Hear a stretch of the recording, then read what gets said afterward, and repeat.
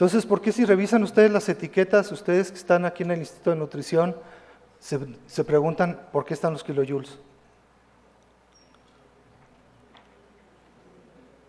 Es ahí donde vemos que también una gran ignorancia. Necesitamos educarnos. En la mañana hablábamos de que se escuchaba por alguno de los ponentes que la industria no cumplía las buenas prácticas de fabricación de los alimentos. Sin embargo, nosotros vivimos en un esquema de regulación en donde el desconocimiento de las normas no quiere decir que no la apliques. No vamos a generar un ejército de verificadores sanitarios para evaluar todos los productos. Toda la industria que haga alimentos tiene que conocer las normas que le aplican. Esa es su obligación. Y la autoridad de vez en cuando va a estarlos verificando. Y ese es un esquema de regulación bien diferente. Y yo les voy a platicar un poquito de eso. ¿Alguna duda hasta aquí? ¿Para qué son las normas? Hemos hablado durante el día que deben ser inocuas, seguras, adecuadas, pero también deben establecer un mercado equitativo y leal. Álcenme la mano quien sepa en qué norma viene declarado el tamaño del contenido neto de los envases preenvasados.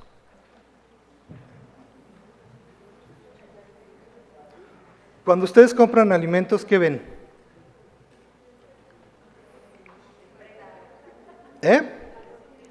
El precio, que la etiqueta esté completa y que la foto se vea bonita, ¿no? Los mililitros. ¿Quién realmente evalúa el producto por su tabla nutrimental? ¿Y quién es por su etiquetado frontal? Qué bueno que pues no sé qué productos compras porque la norma entra en junio, entonces serán poquitos los que compras. Tenemos que conocer un poquito más, pero en fin. La idea de las normas es para esto. Hay muchas normas, yo me voy a dedicar un poquito a hablar de normas de productos y normas sanitarias, pero cada una de las dependencias de gobierno tiene un mundo de disposiciones regulatorias. La pirámide que les voy a enseñar hoy aplica a todas. Vamos a hablar del tiempo de la emisión, que es el primer factor que yo les hablaba, de las regulaciones, hablando de la Ley General de Salud y de sus reglamentos en particular. Y empezamos con la Constitución. El artículo 4 dice, todos los mexicanos tenemos derecho a una alimentación nutritiva suficiente y de calidad. ¿Cuántas veces han escuchado eso el día de hoy? Creo que cada ponente lo ha hablado, ¿no? ¿Y cómo vamos a garantizar esta alimentación nutritiva suficiente y de calidad? Porque el Estado la debe garantizar. Muy claro, con una pirámide de regulaciones establecidas, empezando por el mandato de la Constitución, después por las leyes, los reglamentos, los acuerdos y las normas. Entonces, cuando ustedes quieran conocer algún proyecto normativo o que tengan que aplicar alguna norma, tienen que empezar a usar esta cascada, esta pirámide. Hablamos del ideal, que es el que todos los mexicanos deben tener alimentación adecuada, suficiente y de calidad.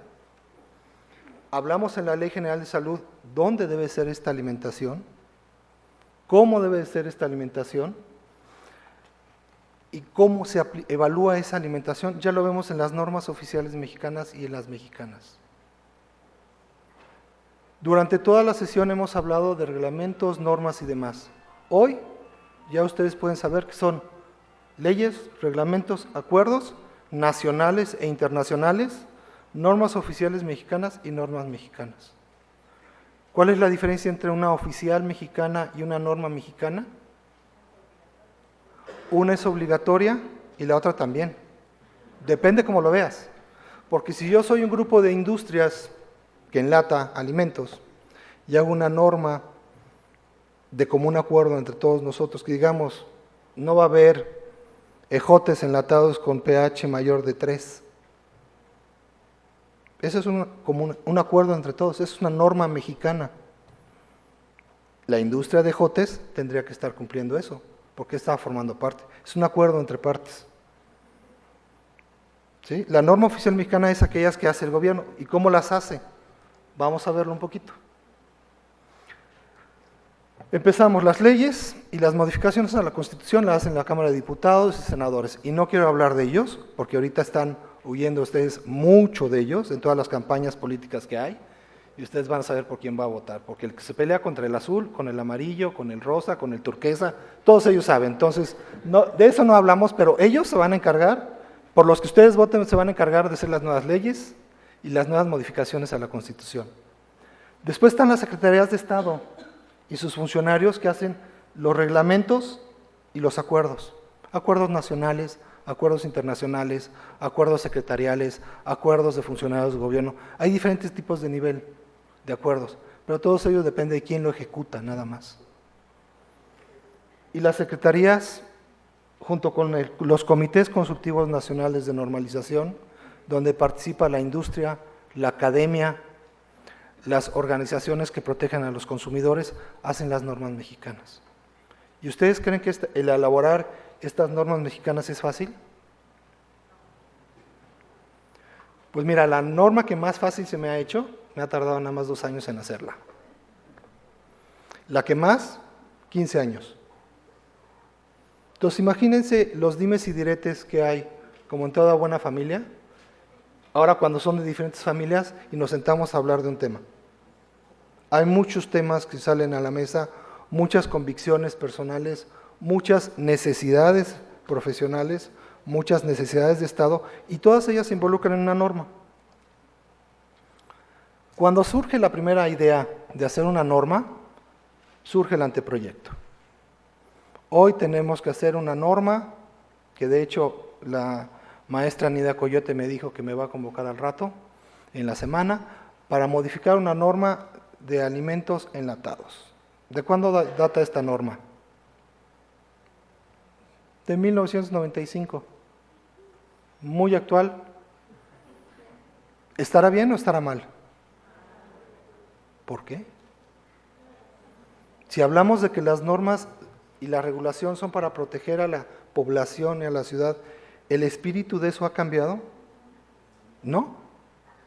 Hay un factor que tiene toda la regulación que es importante que también conozcan, el espíritu de la regulación. Nosotros vivimos en una regulación que no todo está escrito, no todo se puede. Si en una regulación que sacó Porfirio Díaz dice que un alimento tiene que ser inocuo para que lo compres y lo vendas y te lo comas, ese espíritu se mantiene hasta el día de hoy. Podrá estar en diferentes partes, pero en la Constitución dice que tú tienes derecho a una alimentación sana. Ese espíritu no se olvida. Y aunque la regulación pueda estar desactualizada, cuando a ti como industria te va a evaluar la autoridad, te tiene que fundamentar y motivar una sanción. Si no te demuestra que tú no eres sano, no te puede sancionar, aunque la regulación sea desactualizada. Pero por el otro lado, el preservar la salud a la población siempre ha estado garantizado, aunque nos tardemos 10 años en hacer una regulación, porque el principio fundamental se mantiene. Eso se llama el espíritu de la regulación. Por eso el industrial puede hacer muchas cosas que no están en las reglas, y el gobierno o aquellos que verifican la regulación no pueden hacer más que aquello a lo que están acotados en las normas. Y esa es una gran diferencia que hoy ustedes están aprendiendo. Después de que surge esta buena norma, esta buena idea, nos juntamos, industria, academia, gobierno, llegamos a un primer acuerdo de un documento que se hace público. Este documento se hace público por 60 días y no nada más se presenta en el diario oficial, sino que se hace presente en el mundo. ¿Por qué en el mundo? Porque somos el país que más acuerdos comerciales tiene con el mundo. Entonces, para que no haya una barrera técnica al comercio o una barrera fitosanitaria al comercio, se pone también en la Organización Mundial del Comercio al conocimiento de todos los países miembros. Y es así donde recibimos comentarios de cualquier país. Si hablamos de jugos enlatados y estamos firmando un tratado comercial con Burundi, sí, yo tampoco sé dónde queda, pero lo estamos firmando un tratado con ellos. Y ellos nos van a importar latas, enlatados. Las reglas para eso están basadas en estas normas oficiales y los acuerdos que ya vimos. Entonces, más vale que nosotros, que estamos en la industria, conozcamos las normas de allá y las de acá. Entonces, recibimos muchos comentarios durante esta consulta pública y les pongo una muestra. El doctor que me precedió habló de la norma de etiquetado, una norma de 2010. Los documentos que surgieron de la consulta pública, comentarios de todo el mundo, puede ser cualquier ciudadano, cualquier industria, cualquier empresa, fueron alrededor de 1,750 comentarios. Lo más interesante es que fueron de 63 países diferentes, con los que México tiene acuerdo comercial. Entonces, una vez que tenemos todo eso, nos volvemos a sentar, tenemos 60 días para revisar todos esos comentarios y hacer una propuesta de adecuación de la buena idea que surgió en un principio. Ya que tenemos un borrador, tenemos la obligación de publicar las respuestas a cada uno de esos comentarios en el diario oficial y 15 días después podemos tener una norma oficial mexicana. Obviamente, en medio de todo esto que parece muy fácil, hay diferentes agencias de gobierno que evalúan que esta norma salga sin cargarle la mano al industrial o cargarle la mano al gobierno, que se llama Comisión de Mejora Regulatoria. Y esa está dentro de la Secretaría de Economía y llevan como una especie de filtro. Al final de cuentas, para tener el producto terminado, que es una norma oficial mexicana, publicada en el diario oficial, apenas empieza el trabajo. Porque el que se publique la norma no quiere decir que la norma entre en vigor. La norma entra en vigor después de su publicación, puede ser al día siguiente, puede ser 60 días después, un mes. Normalmente son 6 meses para que la industria se adecue. Entonces, si hoy publicamos una norma de etiquetado, como la 051 que se hablaba, tuvimos un año para ajustar las etiquetas. Y dentro del mismo documento vamos a tener otro año por el embalaje que tenemos en el mercado para que esto se pueda ver. Entonces, si hablábamos del etiquetado frontal, que está mucho en boga, como lo vimos hoy en la mañana, seguramente el mercado mexicano y en el anaquel, ustedes podrán ver todos los productos preempacados con etiquetado frontal hasta julio de 2016. Empezarán a ver algunos ya ahorita, otros no tanto, pero en su mayoría hasta julio del 2016. Entonces, si tenemos que enseñar a la población cómo leer eso, vale la pena que nos pongamos ahorita a trabajar cómo vamos a hacer esa orientación alimentaria, que también es una de las carencias que tenemos en el país y que les toca a muchos de los nutriólogos que están en esta institución establecer. ¿Alguna duda de cómo se hacen las normas oficiales mexicanas? ¿Cuál es la diferencia con las normas mexicanas? Las normas mexicanas son ideas de las industrias, no del gobierno. No se publica en su totalidad en el diario oficial, se publica nada más que está a consulta pública y ya. Todo lo demás sigue el mismo proceso. Si hablamos de la regulación, ¿se acuerdan de que vimos la pirámide? Yo les voy a platicar un poquito de cómo está estructurada la inocuidad. La Ley General de Salud está hecha antes de que yo naciera. Con eso se pueden dar una idea de que ya tiene algunos añitos, ¿sí? Pero desde ahí el espíritu ya decía que los envases y los embalajes deberán ser adecuados para el producto que contiene. Si vamos a otra parte de este mismo reglamento, que es abajo de la ley, hablaban que estos envases tenían que ya mantener su integridad y su inocuidad. Hablaba de las características que deberían de tener los recubrimientos y estas latas deberían estar establecidos en las normas oficiales mexicanas. Esto es con la idea de que vayan viendo ustedes cómo se van uniendo a como engranes toda la regulación. Y cuando alguien les habla de una norma, ustedes ya le pueden decir, a ver, espérame, ¿me hablas de una ley? ¿Me hablas de un reglamento? ¿O me hablas de una norma? Porque tienen diferente nivel. Todas las tenemos que cumplir, pero son diferentes.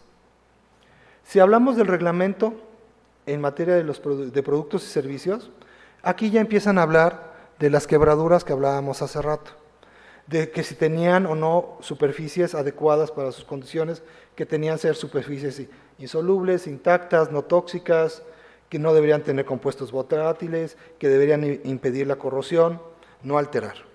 Todo esto es en el espíritu del reglamento.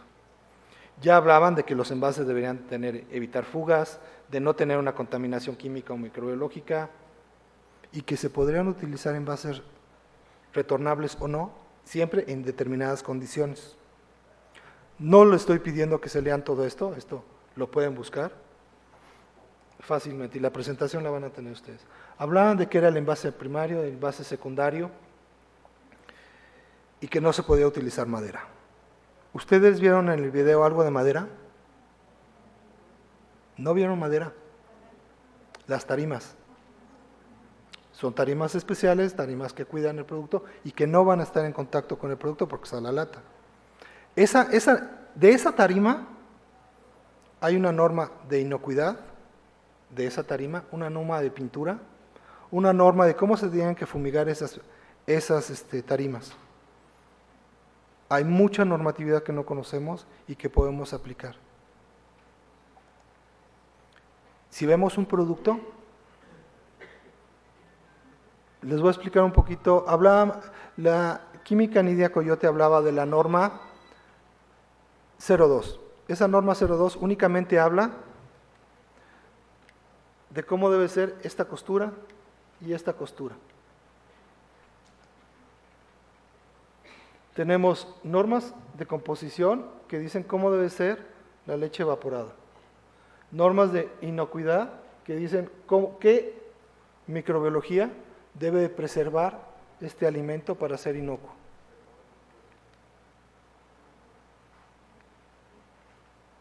Ahora sí ya me aturé.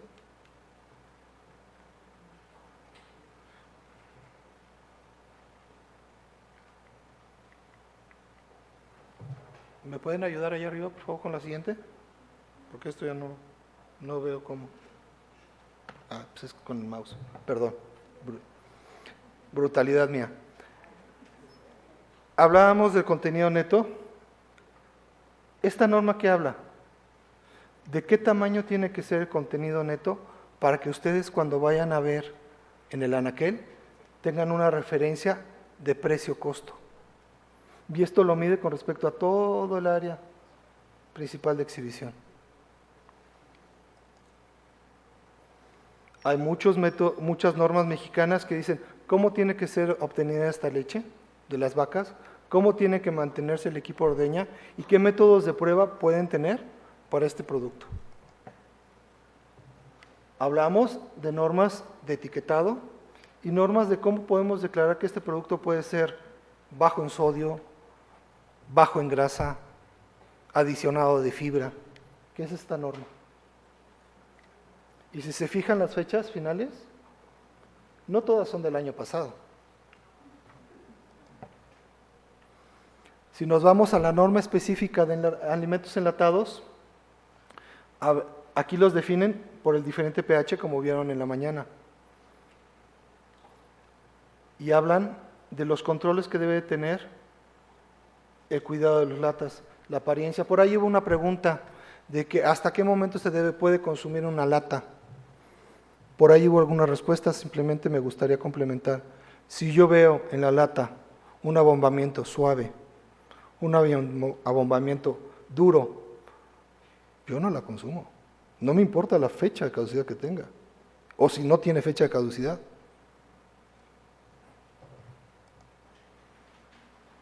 ¿Qué tipo de oleoresinas van adentro de la lata? También aquí se dice. Resinas epóxicas, resinas epóxicas, fenólicas, etc. Todo eso está normado. Seguramente Alberto, que es el experto en este tema, les va a poder platicar un poco más después de que yo hable. Hablamos de la norma de buenas prácticas de manufactura. Y por ahí venía la misma pregunta. ¿Cómo debemos de cuidarlas? Si una lata está abollada o no, ¿la podemos seguir conservando o no?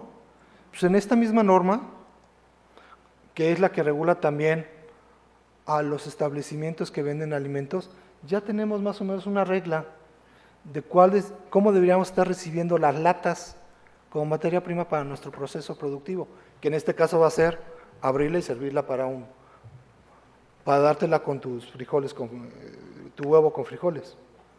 Esto es parte de un esquema de certificación que ustedes conocen como el símbolo H, o el logo H, o la certificación H, no me acuerdo cómo va. ¿Sí? El distintivo H, exactamente.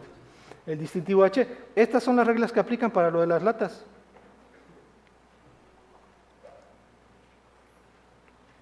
¿Alguien tiene alguna duda de esta pirámide de normalización? ¿Por qué se cambia esto? ¿Por qué cambia cada una de las etapas de las normas? Pues podemos ver que son por preocupaciones claras a la salud. ¿Qué problemas de salud tiene ahorita México? Obesidad. ¿Qué otro? Diabetes. ¿Qué otro? ¿Todos tienen que ver relacionado con alimentos? ¿Y por qué no me hablaron con la falta de ejercicio? ¿No saben que la peor enfermedad que tenemos es el sedentarismo? Pero bueno, esa es una moda. Hoy tenemos que hacer que el gimnasio sea parte de nuestra vida, que busquemos un estilo de vida saludable, que no la tenemos. Los reglamentos por mejoras, por nuevas infraestructuras, por nuevos cambios tecnológicos, por preocupaciones que salen en el mundo que antes no teníamos.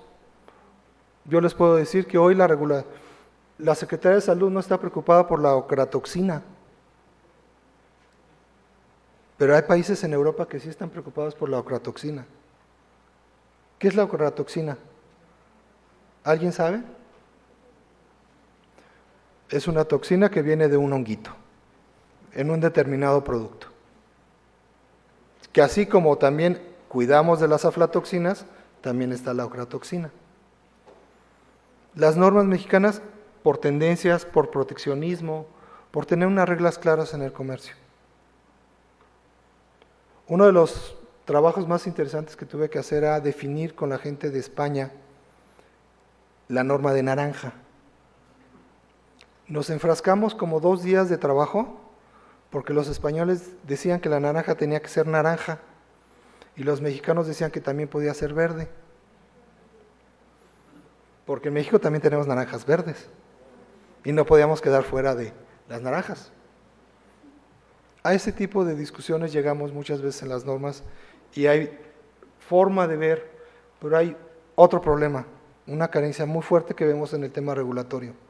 Y ese es un gen con el que no nacemos, el gen del consenso. En México, en el tema normativo, mucho nos cuesta llegar a consensos por un bien de toda la población. Normalmente nos quedamos en el bien mío y que se haga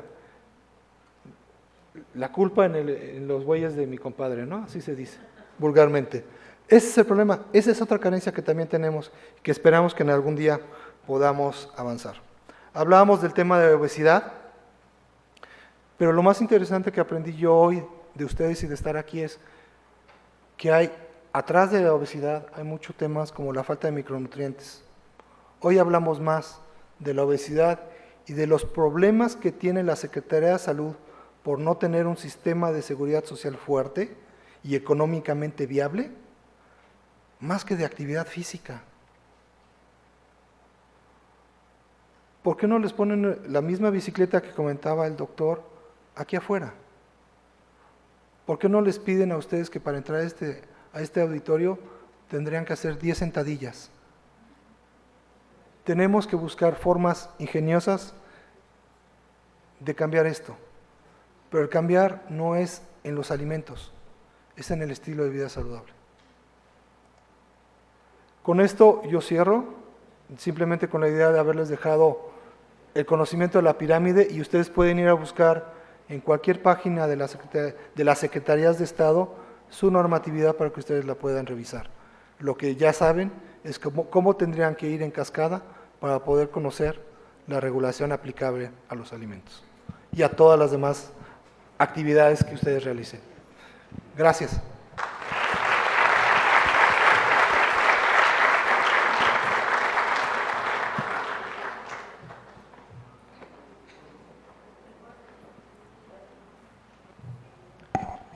Fui más rápida que la presentadora. Ahí viene.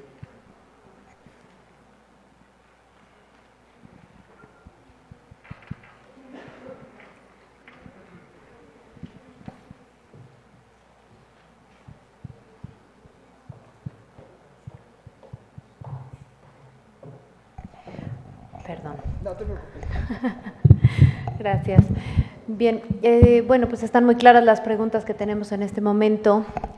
Son, yo creo que de interés bastante general. Dicen, siendo ciudadano, ¿cómo puedo involucrarme en el seguimiento de las normas? Es muy fácil.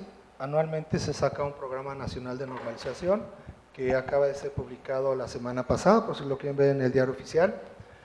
Y de ahí cada una de las dependencias y los comités consultivos tienen su programa de normalización, que ustedes le puedan dar seguimiento a través del contacto directo con la oficina de gobierno que la está emitiendo o a través de cualquier cámara industrial también se puede estar. Pueden también estar pendientes de lo que sale publicado en el diario oficial y estarlo publicando. Y si quisieran alguno que ya está avanzado, pueden entrar a la página de la COFEMER y en la página de la COFEMER se publican todas las regulaciones que salen con un impacto a la industria. Y ahí también ustedes pueden dar sus comentarios como miembro ciudadano. No necesitan ser académicos, no necesitan ser estudiantes, no necesitan ser amas de casa. Todo mexicano puede participar en ese proceso. La segunda pregunta. Sí, dice, ¿cuáles son los requisitos para elaborar o cambiar una norma? Que se encuentre una necesidad y que tengas el tiempo suficiente para esperar a convencer a todos para cambiarlo. Digo, la verdad es que puede ser, si es una norma de seguridad, hay una, no lo comenté, pero hay una norma que se llama norma de emergencia, que esa normalmente la emite el gobierno y es inmediata. Si yo encuentro hoy un problema como la influenza, yo puedo sacar una norma de emergencia que aplica al día siguiente y no tengo que preguntarle nada a nadie. Yo, oficina de gobierno, lo puedo hacer porque yo preservo la salud del medio ambiente, de las personas y de los animales que tenemos. Esa es una facultad, esa norma vive por 6 meses, puede ser ratificada por otros 6 meses, pero después tendría que ir al proceso que ustedes vieron. ¿Sí? Esos son los requisitos, básicamente. Muy bien, dice, y la última pregunta que hace Yadira, dice, ¿las normas están asociadas a interés económico por encima de la salud? No, si lo vimos, la salud siempre es primero. Yo no veo antes del artículo 4 constitucional que la economía esté antes de la salud. Entonces, primero es la salud y después lo demás. Sin salud no puedes hacer nada. Parece que hay una última pregunta. Dice, ¿podría comentar algo sobre la acrilamida en los alimentos enlatados? ¿Está normado en México? La acrilamida en México no está normada. Todavía no hemos llegado a ese proceso evolutivo dentro del esquema nacional. La acrilamida se genera en alimentos con alto contenido de carbohidratos y tratamientos térmicos severos. No normalmente en un medio seco, en un medio húmedo. Entonces, normalmente en un medio acuoso, como en los enlatados, no se llega a presentar mucho. Mucho se habla de productos demás. Alberto, ¿tú puedes complementar? Lo complemento. Alberto me ayuda a complementarlo, pero normalmente no está. Muy bien. Parece que son todas las preguntas hasta el momento. Pues agradecemos mucho su participación. Le entrego un presente.